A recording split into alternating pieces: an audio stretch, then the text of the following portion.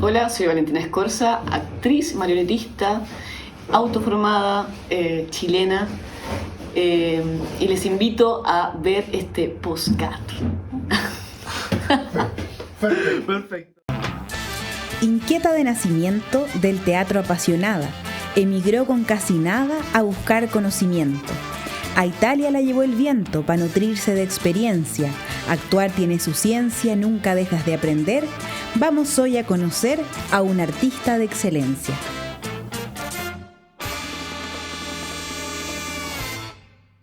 Buenos días, buenas tardes, buenas noches, según la hora a la que nos estés escuchando. Estamos en un nuevo capítulo de Conversamos a la Gorra, el programa que impulsa la Corporación Cultural Callejera y que busca ahondar en los cultores, en los promotores de la cultura carnavalera y callejera. Valentina, cuéntanos, ¿cómo te identificas a ti misma? ¿Cuál es tu rol en el mundo carnavalero o comunitario? Hola, buenas noches, buenos días, buenas tardes. ¿Cómo me identifico a mí misma dentro del mundo carnavalero comunitario? Creo que primero hay que decir que los roles deberían ser, sobre todo como hablamos dentro de lo que es el mundo carnavalero y comunitario, son roles que no son jerárquicos y no deberían serlo, por lo cual deberían ser rotativos, deberían ser un lugar también de intercambio y de mutuo acuerdo en función de los aprendizajes y de lo equilibrio que tiene que tener una comparsa, lo que tiene que tener y transmitir también un espacio artístico que está en la calle, ¿no? Desde ese lugar me podría decir que soy una obrera del arte, una más, dentro de esa multitud que está tratando de decir algo con conciencia en la calle, con sentido y plasmar una huella en ese lugar como de libertad de la calle y de poder reivindicar lo que se hace, ¿no? en un lugar tan común, tan social, tan importante como es lo que vivimos cotidianamente, que es pisar la calle. Pero dentro del rol podría decir que mi rol es un rol mucho más teatral, de autoformación, y un rol en el cual me entrego totalmente a lo que es un teatro un poquito más político, tal vez, dentro de lo que es decir con sentido y decir cómo transmitir a través de un cuerpo activo en un espacio activo que tiene millones de estímulos, al igual que el mismo cuerpo, que es la calle. Ahondemos un poco en eso que decías de la autoformación. Lo hemos escuchado y es como un lugar que se repite, una afirmación que se repite entre quienes se dedican al arte callejero y comunitario. ¿De qué se trata tu autoformación? ¿Cómo te has ido formando a ti misma? Se trata de un lugar como decisión personal, desde muy pequeña, pero también de una decisión que el destino me dio. No estudiar dentro de un sistema tradicional de formación académica, por decirlo así, que sobre todo a quienes hemos nacido en territorio chileno nos implican o nos dicen desde muy pequeñas y pequeños a seguirlo, ¿no? Entonces creer en un camino distinto que antes era muy reivindicado en el lugar y muy valorado, como el autoformado, el oficio, ¿no? Alguien que se crea desde el hacer, como un zapatero, como un chinchinero, como un panadero, desde un lugar más familiar y de un lugar desde el querer un oficio realmente y estudiarlo desde otro lugar que no sea solamente la academia, que no está mal, pero hay otros lugares. Pasa que trato de entrar a la academia y por mi condición física, que simplemente es ser muy bajita, no logro cumplir el patrón que la Universidad de Chile quería. Y entonces, en una entrevista, bueno, ya pasando las pruebas de teatro que quería dar ahí, y quería mucho la Universidad de Chile porque también hay un inconsciente colectivo impuesto que es como la Chile, y también por una cosa económica de mis padres, intentar entrar ahí y me dicen que soy muy bajita para entrar en la entrevista final. Después de la prueba como más teatral, que es voz, improvisación, físico, entre otras cosas. Y entonces en ese lugar me encuentro y digo, bueno, postulo a la Universidad Católica, mis padres no tenían tanto dinero. Y desde ahí me dicen, bueno, inténtalo igual, pero no quedo por PSU. O sea, quedé en lista de espera, corrió, pero después ya no quería. Postulé al Arci, en el Arci quedé, pero después quebró. Y tampoco estaba segura. Postulé Historia del Arte, estuve a punto de entrar a Historia del Arte, pero hubiese sido muy infeliz. Y entonces ahí yo decido, digo, no, ya, esto ya fue. Me voy de Chile y tomo la maleta y me voy a probar suerte afuera, sin saber lo que significaba esto también a mi edad. Tengo 33, voy a cumplir 34 ahora, que era un lugar mucho más... Era alejarse, era irse, no había WhatsApp, no había celulares. Yo nunca había tomado un avión en mi vida, tenía 17 años, lo tomé para irme a vivir a Italia y probar suerte allá. Entonces fue el destino también que me lo regaló y ahora, luego de eso, fue una decisión personal de no entrar a la universidad, no verlo como único lugar y como único camino, también porque me di cuenta, conociendo otros lugares, otros espacios, que no todo el mundo, ¿no?, gira en torno a lo académico o que lo académico no es tan pesado como lo es acá en territorio nacional. Eso. Oye, pero cuéntanos un poco más de esa experiencia internacional, porque fue formativa. ¿Cómo, qué pasó ahí? ¿Qué hiciste? ¿Qué pasó? Bueno, fui barrendera, limpié wateres, limpié copas y vasos, rompí muchos, me rompí las manos también. Luego, cuando ya empecé como a entender un poco el italiano, fui garzona y ahí me compré mi primera bici, empezaba a dar vueltas como en bicicleta, llegué a Milano, que es una ciudad muy cara, entonces todos me decían, no, baja a Roma, hacia Roma, porque Milano es industria y moda, y muy cara. Y a mí la industria y la moda no me llamaban tanto la atención, entonces me dijeron Roma y el sur. Ya va. Entonces empecé a bajar y llegué a Bolonia, que es una ciudad muy bacán, muy bonita. Y bueno, me quedaba en Módena porque era mucho más barato que una ciudad cerquita, y tomaba el tren y con mi bici daba vuelta y ver un poco, harto en las bibliotecas, buscar lugares. Tenía metida en la cabeza estudiar en la universidad, podía ser becada porque soy ítalo-chilena por mi bisabuelo, y irme directamente sin la visa acá como italiana era más fácil porque el trámite acá era mucho más lento. Entonces me fui ilegal 7 meses, que todavía tenía que trabajar en trabajos así esporádicos. Luego, cuando me salió ya como la visa, podía postular a la universidad y esto. Y ahí me di cuenta que la universidad en Italia es académica a nivel intelectual y solamente sales como, por ejemplo, crítica de teatro, dramaturga, directora, escritora. Y como intérprete no sales. Como intérprete tienes que estudiar así obligadamente en una academia y la academia no te da título. Entonces no me servía para volver a Chile. Como que es el mundo al revés. Y que para trabajar como actriz no te pedían currículum académico, o sea, el título. Podías trabajar y te preguntaban cuando iba a una entrevista, así, ¿qué has hecho? Entonces me di cuenta que había que sumar currículum y hacer. Hacer, sobre todo. Hacer, sí, po. Y nada, yo agarré una bici y girando por Módena, escuché unos tambores a lo lejos, unos así fuegos artificiales, cositas, unos zancos, y vi un grupo que estaba ensayando teatro callejero, se llama Teatro dei Venti, Teatro de los Vientos, de Módena. Y nada, empecé a ir todos los días a la misma hora, así como bien, como buena estudiante. Y me sentaba en el mismo lugar y miraba de lejos, y el director me llamaba, me hacía gestos, y a mí me daba mucha vergüenza porque tenía 18 años recién cumplido, no estudiaba, no hablaba italiano bien fluido, me daba vergüenza y agarraba mi bici y me iba. Después al día siguiente lo mismo, al día siguiente lo mismo. Y era siempre cuando salía del trabajo. Y un día llegué, había pasado como un mes y medio de la misma rutina todos los días, de lunes a lunes. Y el loco no estaba, así yo miré, no está Estefano. Bueno, después supe que se llamaba Estefano. Y estoy tranquila y viendo cómo ensayaban y me agarran de atrás, así, literal, y me suben así. Y yo, nada, ¿qué pasa? Y el loco me lleva al teatro, que estaba como a la vuelta, y me sienta en una silla, me sirve un vaso de agua y me dice, ya. O sea, tratemos de hablar. Y él era napoletano, que también es mucho más cercano como a nivel de lengua al español, es mucho más cálido como italiano, no hay un italiano norteño que es más frío, más tosco, más abierto, más complicado de entender. Y me hace entender que me deja la sala de las 5 de la mañana a las 10 de la mañana para crear un personaje por 4 meses, y que si les gusta me voy de gira con ellos.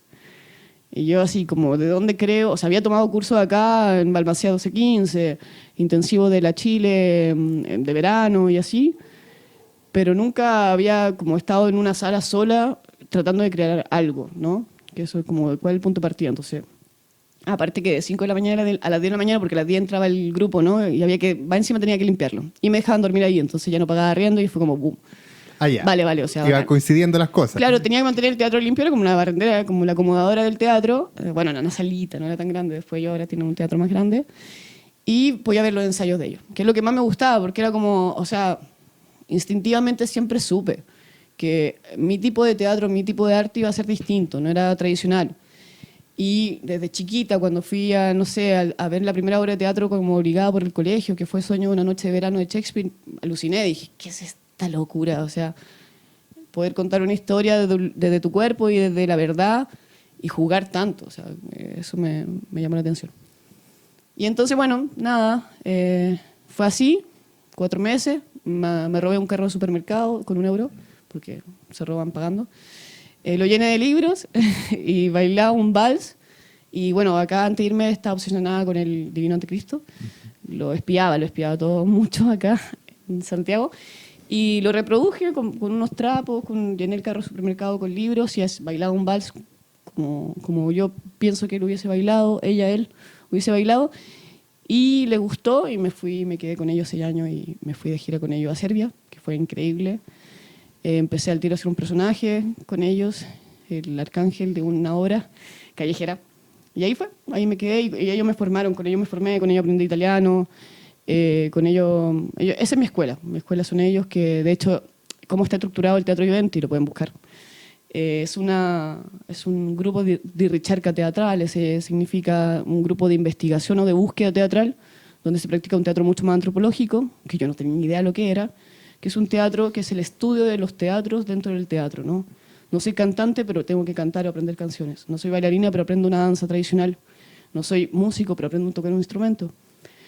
Y ahí empecé a entender que es como un complemento de las artes en función de poder representar lo mejor posible en diferentes lugares. Ojalá fuera un teatro tradicional, el arte escénico, que va mucho más allá. Y entonces, bueno, eso fue. Hicimos nuestra primera obra que se llama Malaparata, que era sobre un hereje que llevábamos por 5 plazas, como en los tiempos de la Inquisición, que de hecho en Serbia ahí llegó la iglesia ortodoxa bien dura. Y eso, no sé, eso. O sea, fue un espacio formativo intenso, porque estuviste 6 años y en general era en la calle la presentación. Y ensayábamos en la calle, porque el espacio adentro era muy chico y porque esta obra era callejera, era en zancos y con mucho fuego artificial, porque era una obra que, o sea, queríamos hacer ruido, provocar, estimular y romper un poco los esquemas. Hablaba de la Inquisición, ya en Italia, no es menor, ¿no? Eran los 7 pecados capitales, representada por 7 mujeres, yo era la avaricia. Y llevábamos un hereje con una máscara roja que en ese tiempo se llevaba con cadena realmente por la calle, diciendo que él era un hereje y habían 2 finales donde la gente lo podía salvar o no. Había una escena de fuego donde lo íbamos a quemar al final, pero llegaba un ángel que estaba vestido de revolucionario. Bueno, un poco una cosa así bien influenciado también por el teatro antropológico que hace Eugenio Barba y el Odin Theater de Dinamarca, que es como romperle la cabeza a la gente, ¿no? Como ¿qué es esta locura que estoy viendo? Y tengo que meterme a intervenir y quiero hacer algo ahí como sentirlo parte, ¿no? Y bueno, también siempre estudiar el territorio previamente, entender cómo hacer que la gente también provocarla, pero también entender que son lugares habitados hace 1000 años como por gente, ¿no? Y de hecho mi personaje hablaba español y era el final de la obra y la gente como que no hablaba español, entonces también estaba súper bonito poder cómo hacer que se comunicaran desde ahí. Luego ya empezó a hablar italiano y todo. Oye, pero cerremos el círculo. Entonces tú nos estás contando que te vas de Chile, estás en Italia, en Serbia y en algún momento vuelves a Chile. Cuéntanos más de esa historia. Sí, bueno, después de eso nos fuimos a Francia, después volvimos a Italia, después yo me fui a Francia sola, después volví a Italia y luego me vuelvo para acá. Me volví porque murió mi abuela y porque tenía la utopía de volver a Latinoamérica a hacer arte. ¿Y hiciste arte? Sí, claro. Sí, obvio. Fue más difícil, sí. Pero, ya, cuéntanos, ¿cómo fue ese desarrollo? Bueno, antes de volver, conozco en un semáforo, veo a un chico con una máscara, re loco, así, en Milán. Fui a hacer un trámite de la visa a Milán, yo vivía allá más al sur, y lo veo en el semáforo y digo, él no es de acá. Él es chileno, está haciendo semáforo. Y me acerco y era Diego González, ex figurín de la Chinchilla, fundador de la Chinchilla. Y él, muy amigo de Chica Pau, había llegado hace poquito a Italia y él fue como un vínculo que me hace como cuando vuelvas a Chile, aparte de otro trabajo y proyecto, visita la Chinchín, habla con los chicos de la Chinchín porque hay un espacio muy bonito que se están haciendo cosas. Después nos hicimos amigos, después bueno, él siguió viajando y creo que ahora está en España. Y vuelvo a Chile también con un intercambio.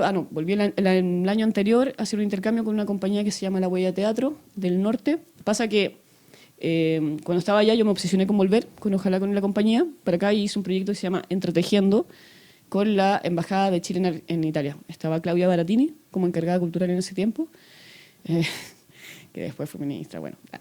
En fin. Y me recibió, bueno, fuimos a Roma, viajamos. Y dijo, ok, para hacer un barato, que es un intercambio, un trueque, porque lo planteábamos como un proyecto de trueque. Nosotros, una compañía italiana, viajaba a Chile, hacía esta interculturalidad en el sentido de que veníamos para acá, hacíamos talleres, hacíamos residencia, presentábamos 2 obras, 3 obras que tuviéramos, y luego el grupo que nos recibiera acá, partner en ese sentido, viajaba a Italia y tenía la misma experiencia.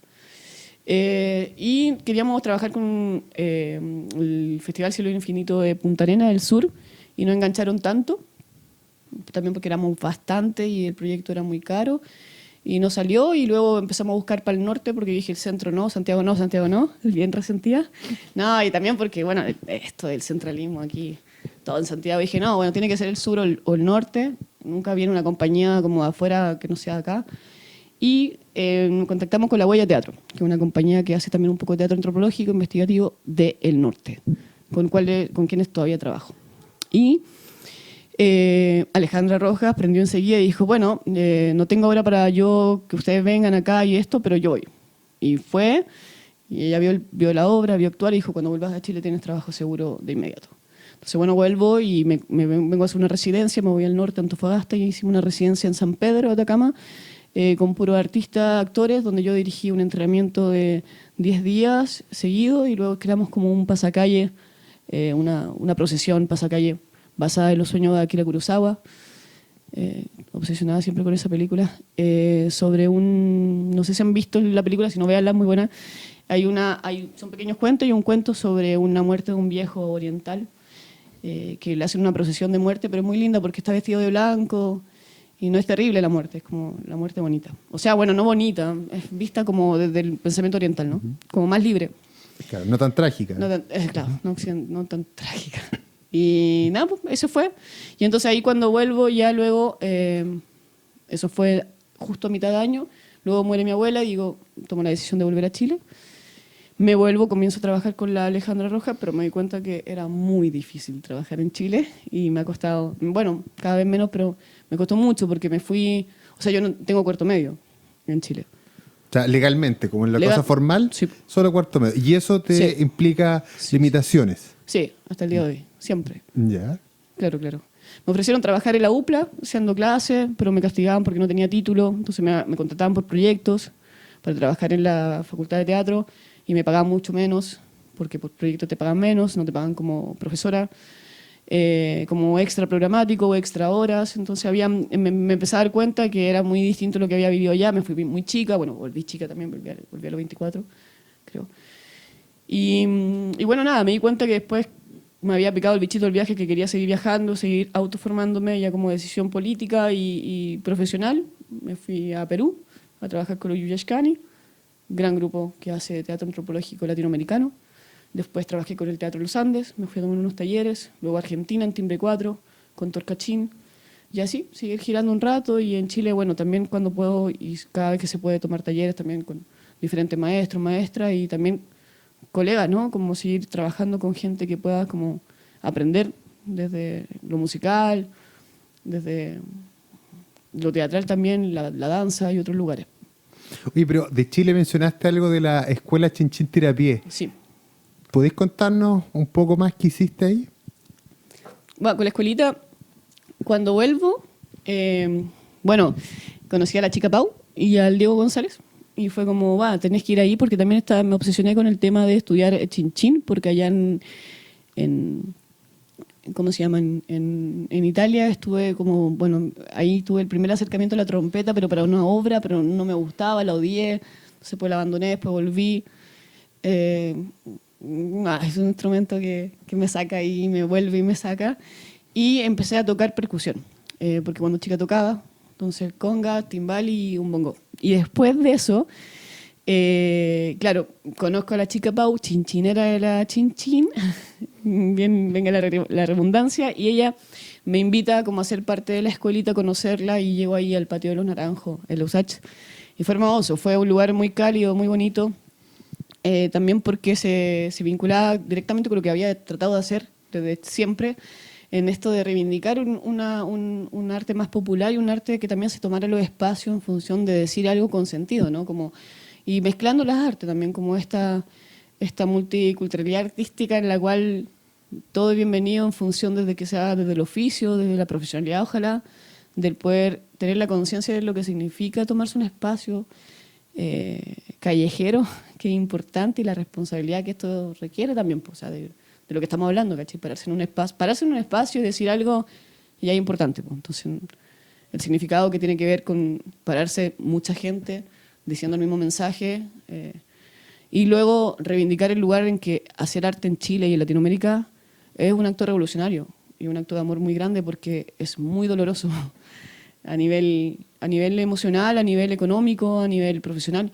porque hay 1000 puertas que se van a cerrar, hay 1000 lugares que va a ser rechazado. Entonces es un lugar muy lindo porque, a diferencia de Europa, de lo que yo viví en Europa, hacer arte es un lugar mucho más burgués, es un lugar tradicional, el arte nace con ellos, es normal. Entonces el arte no es tan política, no es tan rebelde, no es tan necesaria, no es como que no sentía hambre de hacer arte, es como, estoy haciendo arte y está bonito. Bueno, yo no hacía arte bonita ya porque también buscaba eso, pero es más cómodo, ¿cachai? Acá no, entonces es un lugar incómodo, es un lugar que a ti como artista te incomoda y a la gente le incomoda, y es un lugar no reconocido, bueno, como debería ser. ¿Y tú a eso le das un valor mayor? ¿Te parece interesante? ¿Te parece terrible? Como estás planteando una definición súper profunda del arte en este territorio, en Latinoamérica. ¿Qué te pasa con eso? ¿Te parece? ¿Cuáles son tus valoraciones al respecto? Me pasan como diferentes sentimientos. Vamos a partir por lo negativo para llegar a lo positivo, para quedar con la sensación de esperanza, pero es como rabia, desilusión,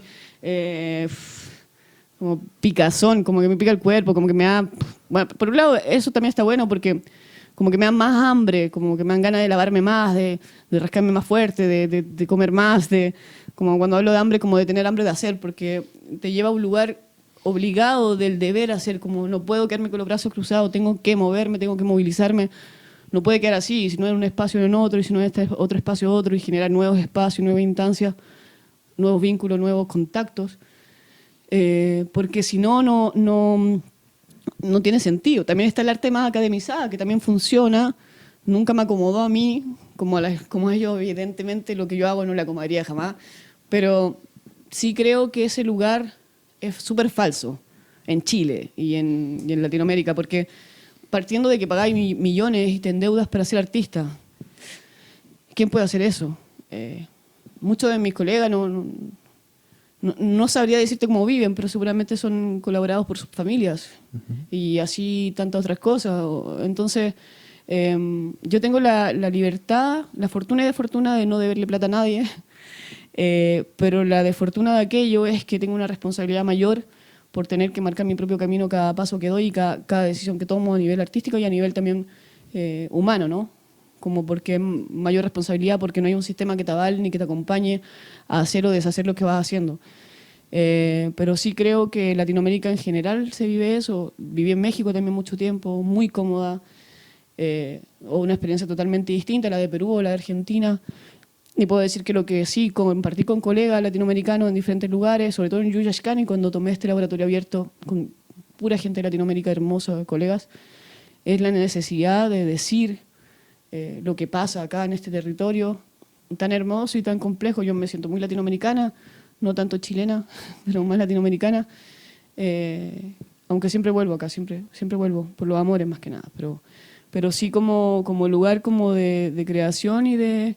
Siempre lo digo y hay mucha gente que lo critica, pero como a mí Chile me cerró las puertas y me las cierra más de una vez y eso me da impulso, no es que me quedo con los brazos cruzados y lloro, me voy, agarro la mochila y me voy, agarro esto y voy y vuelvo y enseño y me cierra de nuevo y voy y no sé si viviría acá toda mi vida, no creo, ya no fue y también agradezco mucho eso. Y bueno, para llegar a la esperanza final, porque partí con la palabra rabia, puedo llegar a la palabra final que podría ser como algo así, ilusión, como en el sentido de poder, ilusión de generar espacio, ilusión de creer que lo que uno hace tiene sentido. Cosa que afuera no, porque afuera se han hecho tantas cosas y es tan antiguo que es como algo más. En cambio acá es como tan importante hacerlo, o sea, tanta la importancia de hacerlo, el deber de hacerlo, que es como, hay como un compromiso de vida.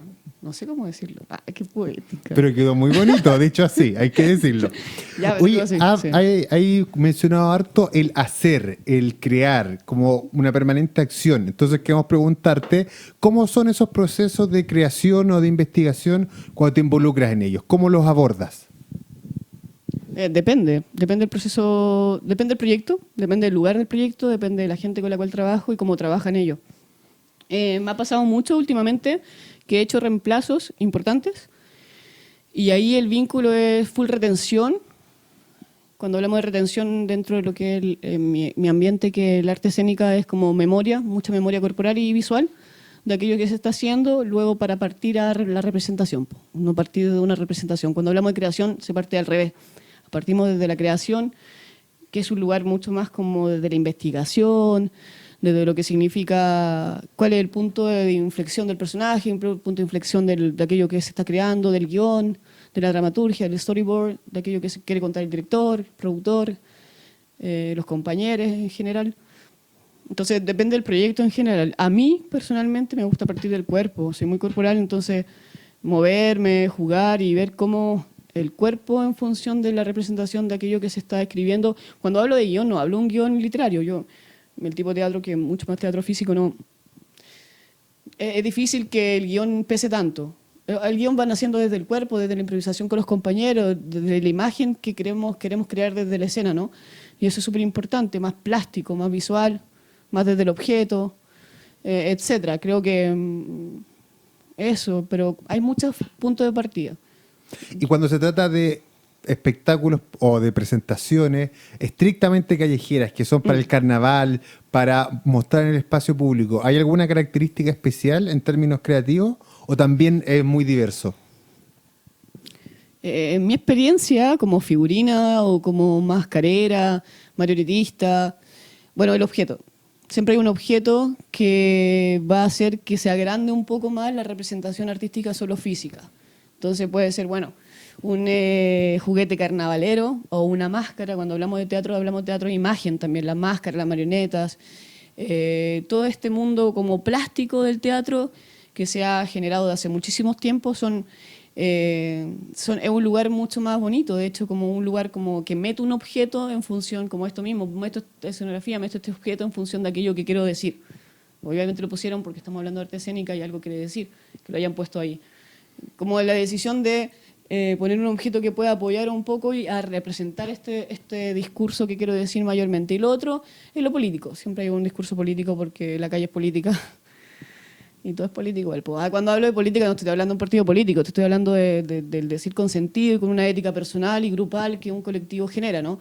Que es como poder decir, este es nuestro alfabeto, nosotros nos agarramos la A, la Z, la D, la F, y eso es lo que queremos decir, ¿no? ¿Cachai? Como que este es nuestro alfabeto, esto es nuestra ética, y de esto pensamos sobre este aspecto, sobre este otro tema, y vamos a decirlo de esta forma. Y la fuerza grupal. O sea, es un trabajo muy colectivo, tienen que ser muy colectivo porque, aunque, por ejemplo, las comparsas están divididas por grupos, ¿no? Como cuerpos, es súper importante lo colectivo. Y yo reivindico mucho los círculos de la escuela, Chinchitrapié, sobre todo cuando estábamos en los patrones naranjos, que se hacían al inicio y al final, porque era una instancia en la cual tú te sentías comprometido con 100 personas y encontraba ahí que esas 100 personas estaban apuntando hacia el mismo lugar, con un objetivo en común.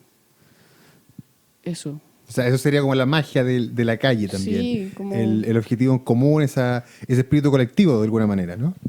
Sí, y tenerla clara, ¿no? Tener claro lo que se quiere decir como en conjunto, que también es como... en función del objetivo. ¿Cuál es el objetivo? Tomarse un espacio para poder decir esto es lo que queremos decir, esta es nuestra premisa y desde acá partimos en función de lo que queramos llegar a transmitir a la gente, ¿no? Eso.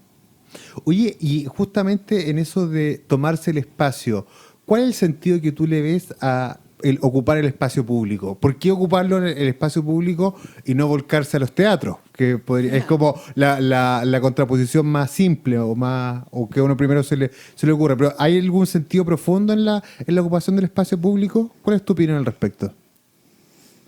Creo que es lo que te decía al inicio, como cualquier artista que se dedica a esto con su vida jamás va a decir el camino más fácil.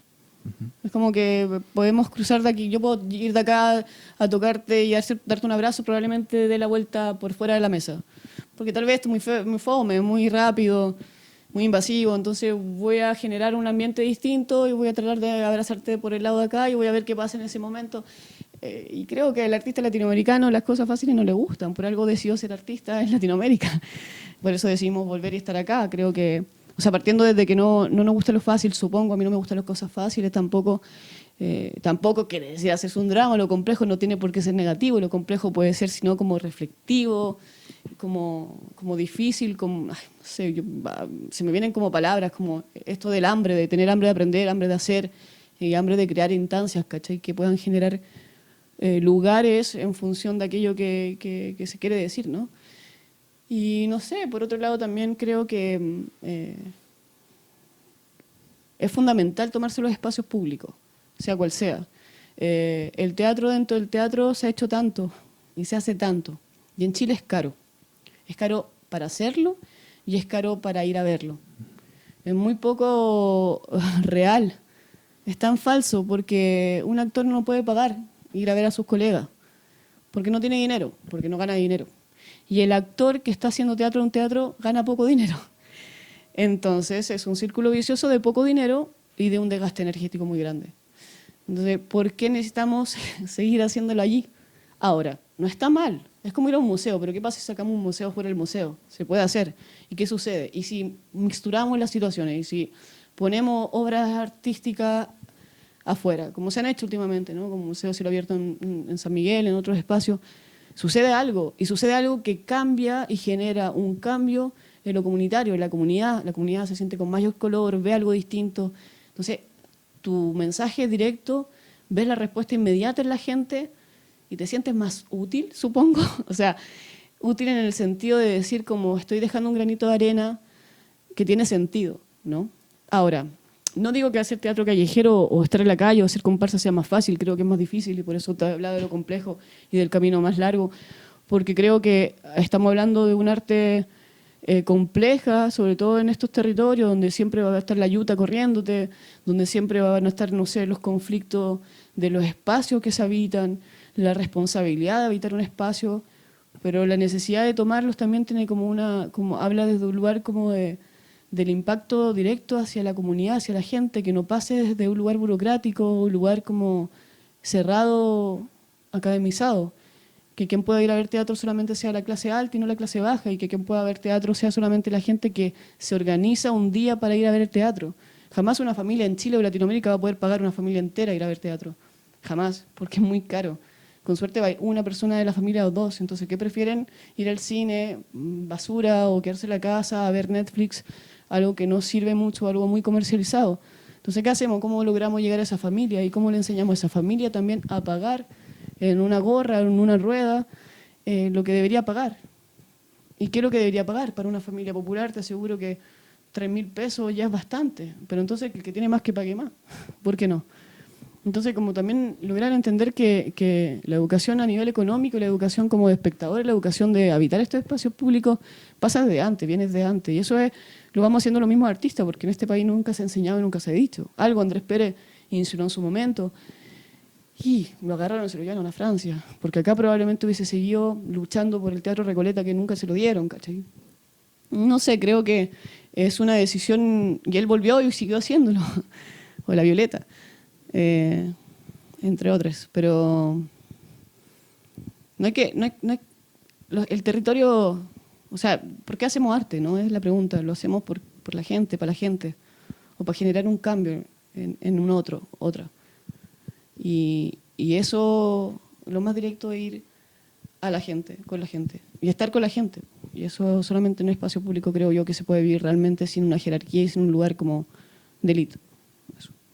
Nos quedó claro entonces que te parece muy importante llegar a la calle. Y entonces quería preguntarte si habías hecho también el proceso de llevar a otros a la calle, de enseñarle a otros, de traspasarle, de alguna manera cerrar el círculo de autoformación que tú partiste recibiendo y entregárselo a alguien más. Claro, yo creo que no hay mejor forma de seguir aprendiendo o entender lo aprendido que enseñándolo. La parte docente, ¿no? Como que cada quien pueda sacar en función de lo que construye, como equipaje o bagaje artístico es fundamental. Y en ese ámbito, mi trayectoria, mi trabajo que he logrado realizar en diferentes países, en diferentes lugares, me ha llevado a aprender diferentes técnicas del trabajo, sobre todo corporal, lo que es el entrenamiento físico en función para poder representar un personaje de la mejor forma, con mayor característica o más grande como para hacer una representación callejera, ¿no? Que al final cuando hablamos de una comparsa, hablamos de una obra callejera, hablamos de algo que de una u otra forma tiene que ser un poco más grande o estridente, porque estamos en un espacio que pasan tantas cosas. Y bueno, la frase típica que la realidad siempre supera la ficción, o sea, tú te paras ahí en el centro de Santiago a ver los personajes y hay algunos que tú decís, wow, que los sacado de una película, ¿no? Como... y desde ahí sí, entonces logré poder hacer este apoyo un poco al trabajo comunitario, lo que me preguntáis también al inicio, ¿no? Uniéndolo, cuál es tu rol dentro de lo que es la comparsa. Yo me siento una más, pero sí he podido a través de lo que he aprendido, desde lo que aprendí en la Chinchín Trapié cuando llegué, ¿no? Con algunas compañeras grandes mascareres y compañeros que han trabajado lo que es el figurín de la comparsa o el figurín de lo que es en un carnaval, a investigaciones personales, por ejemplo, con la Huella Teatro en Aiquina, en La Tirana, para Baile Ausente, para Chac Nantor, que son obras que hemos realizado sobre lo que es la reivindicación de los pueblos originarios, y he podido ver, también viajamos a Oruro con La Huella, y también las máscaras de Yuyashkani, de Abel Acuña, de Débora Correa, que son grandes maestros de lo que son las máscaras latinoamericanas. Y con esto, más el bagaje propio de acá, de Latinoamérica y de Chile, de Santiago, del carnaval centro acá en Santiago, que es lo que yo viví con la Chinchín Trapié, con el tiempo fue llevándome y por pedido de los les cabres, sobre todo fue cuando volví ya de Italia definitivamente un tiempo a quedarme acá, de volver a la comparsa, tratando de guiar y entrenar a los figurines a nivel corporal y también a nivel de máscara. Y creo que la labor artística, la labor teatral tiene mucho que ver con esto, pero no es lo único. O sea, si yo no hubiese pasado por la experiencia de la Chinchín previa, si no hubiese conocido a maestros, Robinson, entre otras, que han trabajado el figurín, que han creado la Chica Pau, estuvo ahí de los primeros, el Diego González también de los primeros, con el Robinson, con la Danae, con otros compañeros que pasaron y crearon el cuerpo de figura de la escuela, no hubiese podido llegar a aprender esto, la Lucía, la Isa, que es como cómo reivindicar este rol y cuál es el rol del figurín de la Chinchina, a diferencia del rol del figurín en otras comparsas carnavales latinoamericanos.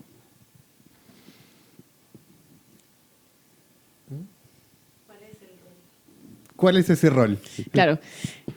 Esa es la pregunta. Igual me la podría haber hecho yo a mí misma, pero quería como hacerte participar de... No, ya, el rol del figurín de la Chinchín. Rol de tambores. No, bueno, para mí, personalmente, luego hablarán con expertos y los que crearon el figurín de la Chinchín Trapié, porque bueno, yo no llego el primer año, llego el 2008, creo. ¿El segundo? No, el 2009. Ah, ya. 2009, claro. El segundo, sí. Nos dicen por interno que es el tercero, pero bueno. Aquí el director. No, bueno, el figurín de la Chinchín Trapié tiene 3 roles fundamentales dentro de la comparsa, que es muy noble, es un personaje muy noble y es un personaje, un rol que tiene que ser proteger a la comparsa, o sea, los 3 roles fundamentales: proteger a la comparsa, abrir calle e interactuar con la gente. Entonces, cuando hablamos de estos 3 roles, es cómo hacerlo sin ser parte del cuerpo de baile y sin ser parte de la banda. Sobre todo, cuando se piensa en la Chinchín, se piensa en un figurín que pueda proteger a los compañeros que tocan Chinchín, ya que cuando ellos tocan, la varilla puede golpear a las personas y también cuando bailan, si se les cruza a alguien entre medio, puede suceder un accidente. Entonces, recuerdo mucho cuando hablaba una vez con la chica Pau y me decía, como creamos personajes que pudieran interactuar con la gente sobre todo, pero que si yo, por ejemplo, como ya tenía una periodista, así como entrevistadora como tú, yo iba a entrevistar a la gente le daba miedo, le daba vergüenza, entonces la gente se iba corriendo para atrás, entonces yo iba persiguiendo a la gente hacía un ruedo, hacía un espacio y luego empezaban los chinchineros a bailar entre medio. Entonces, ahí nace lo teatral y se une lo teatral en función de los figurines característico o del rol de figurín de la Chinchis, que es como cómo me invento un personaje característico que en la calle, que sea evidentemente representativo, que todos conozcamos nuestro inconsciente colectivo y que pueda ayudar en función de estos 3 principios fundamentales, ¿no? que son abrir calle, interactuar con la gente y proteger a la comparsa.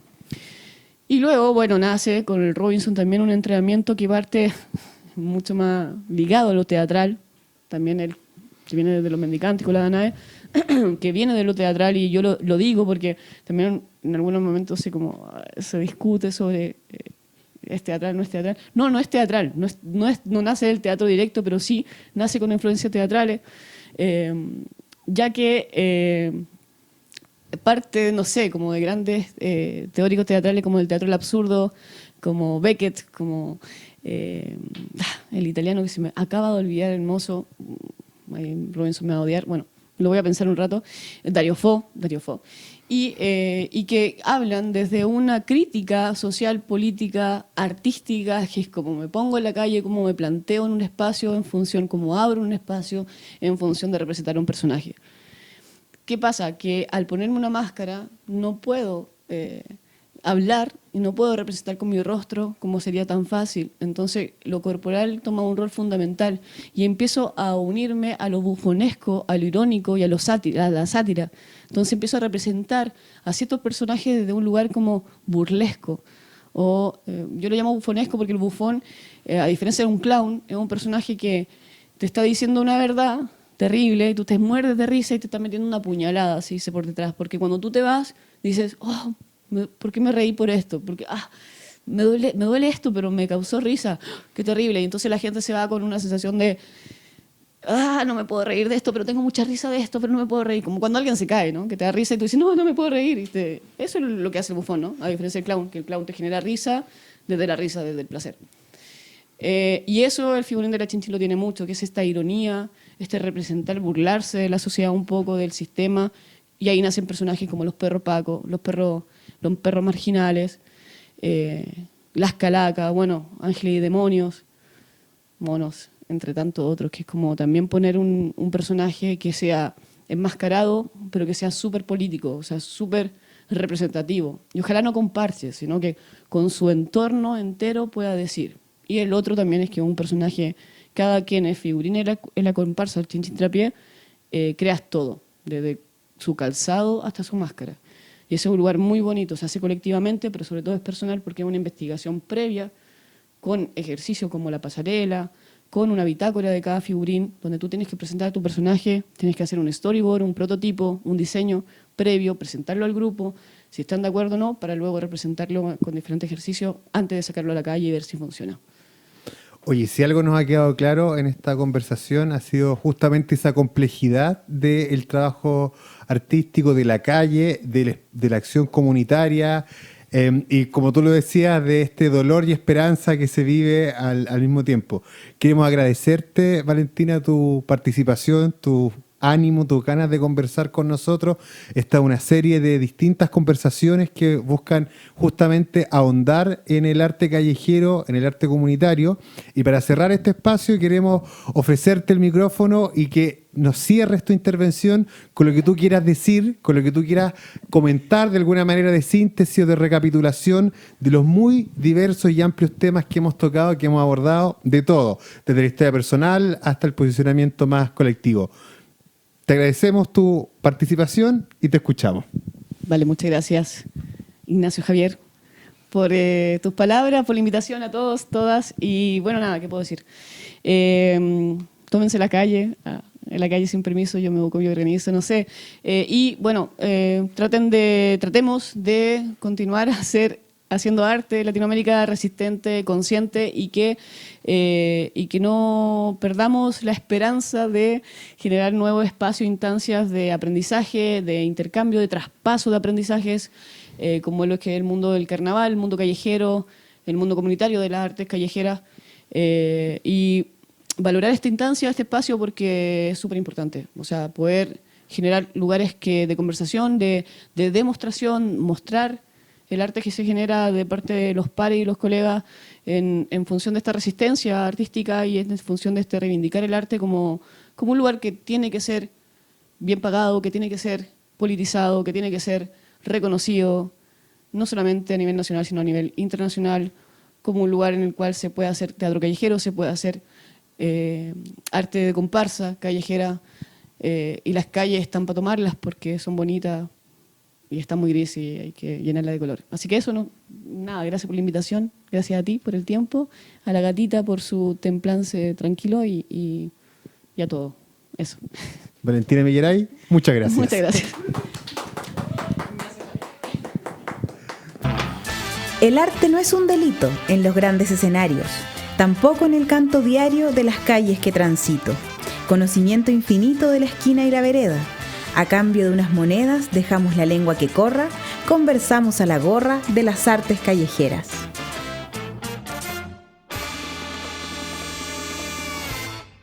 Estamos en Conversamos a la rueda. A la gorra. No a la rueda.